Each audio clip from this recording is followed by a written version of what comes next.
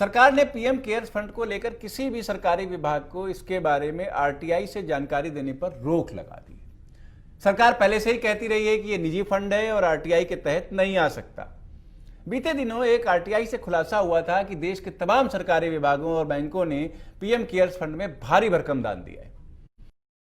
सरकार ने अपने विभागों द्वारा भी आरटीआई की जानकारी देने पर रोक लगा दी। यहां अहम सवाल यह है कि जब पीएमओ एक पब्लिक अथॉरिटी है और वो सवालों और रिकॉर्ड्स को संभालता है तो पीएम केयर्स कैसे पब्लिक अथॉरिटी नहीं कहा जा सकता। आपको बता दें कि पीएम केयर्स फंड को gov.in डोमेन नाम मिला है, जो पब्लिक अथॉरिटी या सरकारी विभागों को ही मिलता है। पीएम केयर्स के पब्लिक अथॉरिटी होने की एक वजह है इसका यही gov.in डोमेन नाम। सरकार की गाइडलाइन के मुताबिक यह डोमेन सिर्फ पब्लिक अथॉरिटीज या सरकारी विभाग या मंत्रालयों को दिया जाता है। तो फिर पीएम केयर्स को यह डोमेन कैसे मिला अगर ये पब्लिक अथॉरिटी नहीं है? तो फिर भी पीएम केयर्स को पब्लिक अथॉरिटी नहीं कहा जाता। यह भी एक अहम सवाल है। इसी सवाल से जुड़ा एक दूसरा सवाल भी है कि पीएमओ पीएम केयर्स के डोमेन नेम को बनाए जाने की बुनियादी जानकारी देने से एनआईसी को क्यों रोक रहा है। एक आरटीआई एक्टिविस्ट ने पीएम केयर्स पर एनआईसी से कुछ सवाल पूछे थे, जैसे pmcares.gov.in के development, design, hosting, domain registration जैसे कामों पर कितने पैसे खर्च हुए, इसकी जानकारी दी जाए। pmcares.gov.in डोमेन के रजिस्ट्रेशन और होस्टिंग के लिए पीएमओ या भारत सरकार के किसी विभाग से आए निर्देश की सर्टिफाइड कॉपी भी दी जाए। पहले सवाल का जवाब मिला कि डोमेन को इन हाउस डेवलप किया गया, लेकिन दूसरे सवाल का जवाब नहीं दिया गया और रटा रटाया वाक्य कह दिया गया कि पीएम केयर्स पब्लिक अथॉरिटी नहीं है। जब इस आरटीआई एक्टिविस्ट ने फिर से सवाल पूछे तब भी उन्हें वो जवाब नहीं मिले जो वो चाहते थे। यानी पीएम केयर्स पर पर्दा पड़ा हुआ है। आइए अब देखते हैं कि विपक्ष को पीएम केयर्स फंड पर क्या एतराज है। पीएम केयर्स फंड पर विपक्ष लगातार एतराज जता रहा है। इसकी शुरुआत तब हुई थी जब कांग्रेस की अंतरिम अध्यक्ष सोनिया गांधी ने इस पर एतराज जताया था। उन्होंने तब कहा था कि पीएम केयर्स फंड की राशि को प्रधानमंत्री आपदा राहत कोष में ट्रांसफर किया जाना चाहिए। सोनिया गांधी ने कहा था कि पारदर्शिता और विश्वसनीयता के लिए ऐसा करना बहुत जरूरी है। वैसे तो सोनिया गांधी ने ये बात कोविड-19 से लड़ने के लिए अपने दिए गए 5 सुझावों में से एक सुझाव के तौर पर कही थी, लेकिन असल में सोनिया गांधी समेत कांग्रेस के लोगों को पीएम केयर्स फंड पर घोर आपत्ति थी और सुझाव के बहाने सोनिया गांधी ने अपना एतराज जाहिर किया था। कांग्रेस के ही केंद्रीय मंत्री रहे शशि थरूर और इतिहासकार रामचंद्र गुहा भी पहले ही पीएम केयर्स फंड का विरोध कर चुके थे। उन्होंने कहा था कि जब पहले ही प्रधानमंत्री राष्ट्रीय आपदा कोष मौजूद है तो फिर पीएम केयर्स फंड के नाम से एक नया फंड बनाने की क्या जरूरत है। इस मामले में शशि थरूर ने एक ट्वीट भी किया था और कहा था कि प्रधानमंत्री को एक नया चैरिटेबल ट्रस्ट जिसके नियम तक अस्पष्ट हैं बनाने के बजाय क्यों नहीं PMNRF का ही नाम बदलकर पीएम केयर्स फंड कर देना चाहिए। कांग्रेस के लोग पीएम केयर्स फंड को निशाना बनाने में यहीं पर नहीं रुके और कांग्रेस के प्रवक्ता गौरव वल्लभ ने भी पीएम केयर्स फंड पर सवाल उठाते हुए कहा था कि जब PMNRF में पहले से 3,800 करोड़ रुपए की भारी भरकम राशि बिना खर्च हुए पड़ी है तो पहले इन पैसों का इस्तेमाल किया जाना चाहिए था, न कि नया कोष बनाकर लोगों से पैसे मांगने चाहिए।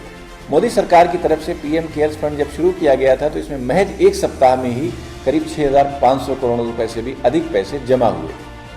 इसमें देश की आम जनता से लेकर बॉलीवुड सितारों और अरबपति कॉरपोरेट्स ने भी पैसे दान किए। तमाम सरकारी कंपनियों, पब्लिक सेक्टर अंडरटेकिंग्स और सरकारी बैंकों ने भी इसमें दान दिए।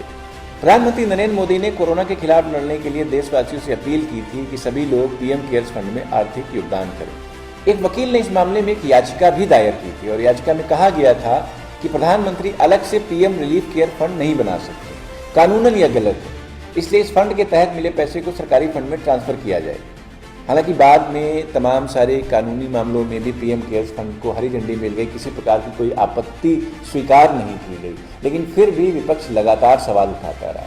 हालिया समाप्त हुए संसद के मानसून सत्र में भी लोकसभा में कांग्रेस के नेता अधीर रंजन चौधरी और अन्य विपक्षी नेता भी पीएम केयर्स फंड को निशाने पर लिए। ये मामला इस हद तक बढ़ गया कि बात हो रही थी एक बैंकिंग बिल पर और उसमें चर्चा होने लगी पीएम केयर्स फंड की। वित्त राज्य मंत्री अनुराग ठाकुर के बयान को लेकर हंगामा भी हो गया, वॉकआउट भी कर दिया कांग्रेस ने और अंततः अनुराग ठाकुर को अपने शब्दों के लिए माफी भी मांगी। कुल मिलाकर के पीएम केयर्स फंड को लेकर के सत्ता पक्ष बनाम प्रतिपक्ष लगातार हो रहा है और अभी भी जारी है और लगता है कि आगे भी होता रहेगा। अभी देखिए किसने इस मुद्दे पर क्या क्या कहा। कभी कभी ऐसा लगता है कि सदन में सर सत्ता पक्ष विपक्ष हम जैसे कि विपक्ष में रहते हैं, हमें सवाल पूछा जाता है। जब सवाल पूछने का अधिकार हमें है, जवाब देने का अधिकार होते हैं सत्ता पक्ष की। सर मेरी बात की एहसास कभी कभी ना समझते कुछ लोग अल्फाज से मतलब निकालते हैं। सर मैं हिमाचल भूमि को अपना देवभूमि मानते हैं। सर बंगाल के हर घर में आप किसी ना किसी एक शख्स को मिलेगा जो हिमाचल घूमते जाते हैं। हिमाचल हमारे लिए देवभूमि है। लेकिन सर आप जब ये फैसला लिया था कि कुछ बातें निकाला जाए रिकॉर्ड से, मैंने तुरंत कहा कि सर आपका फैसला है। लेकिन सर मेरे खिलाफ भी किस तरीके की बात कहा गया कल, ये भी आपको थोड़ा ध्यान में लाते हैं। मेरे कहा गया कि मैं एक मिनट आपने जो विषय डाला है, मैं देख सर के एक मिनट सर मेरे खिलाफ ये कहा गया कि मैं सीरियल ऑफेंडर हूं। सर मैं ऑफेंडर नहीं, मैं डिफेंडर हूं।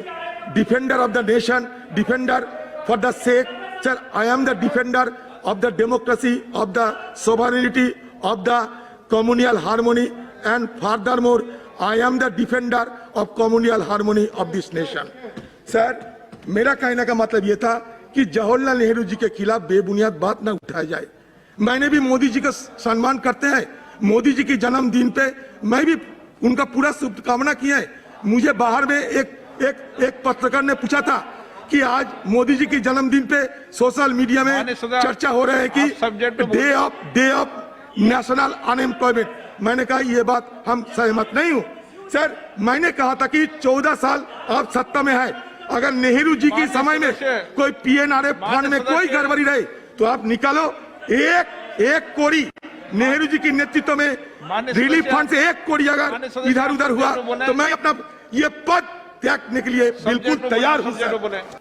The second insidious objective of this bill is to give a blanket clearance with no accountability whatsoever to the PM Cares Fund. The origin of the PM Cares Fund is steeped in non-transparency and is inherently discriminatory in nature. I was among the first citizens to petition the Supreme Court of India against the discriminatory nature of this fund, but the bench in its wisdom, while not dismissing my petition on merits, asked me to bring it up in Parliament. So here I am, moving from the corridors of judicial review to the Janta Ki Adalat. The government issued a circular on March 28, 2020, notifying that all contributions to the PM Cares Fund qualified as eligible CSR contributions under Item 8, Schedule 7 of the Companies Act. But it also disqualified contributions made to the state relief funds from being treated as valid CSR activities. But this was earlier expressly permissible under Schedule 7 of the Act of 2013. So unfair treatment of identical contributions to the PM Cares and to the state relief funds is against public interest, is against public policy. It completely disincentivizes corporate contributions which the state governments would otherwise have got. It creates an unfair, unjust and discriminatory distinction against the state and chief minister's relief funds in favor of the PM Cares funds. The Honourable Minister, while introducing the bill yesterday, read out a long list of school children and pensioners who had apparently readily and happily given away their meagre savings to the PM Cares Fund. But the Honourable Minister was strangely silent on the 38 PSUs that donated more than 2,100 crores to the fund. Almost 70% of the fund's corpus comes from 38 PSU donations. These are public sector undertakings, share capital subscribed to by the Government of India out of public money. Without an audit, the conflict of interest is writ large for anyone to see.